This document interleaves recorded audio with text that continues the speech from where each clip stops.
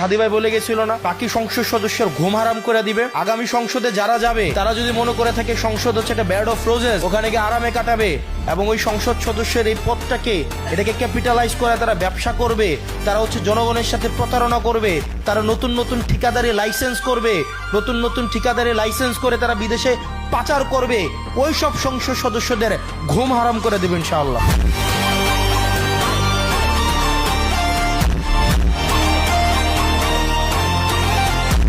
হাদি ভাই বলে গেছিল না, বাকি সংসদ সদস্যের ঘুম হারাম করে দিবে। আগামী সংসদে যারা যাবে তারা যদি মনে করে থাকে সংসদ হচ্ছে একটা ব্যাড অফ রোজেস, ওখানে গিয়ে আরামে কাটাবে এবং ওই সংসদ সদস্যের এই পদটাকে এটাকে ক্যাপিটালাইজ করে তারা ব্যবসা করবে, তারা হচ্ছে জনগণের সাথে প্রতারণা করবে, তারা নতুন নতুন ঠিকাদারি লাইসেন্স করবে, নতুন নতুন ঠিকাদারি লাইসেন্স করে তারা বিদেশে পাচার করবে, ওই সব সংসদ সদস্যদের ঘুম হারাম করে দেবে ইনশাআল্লাহ।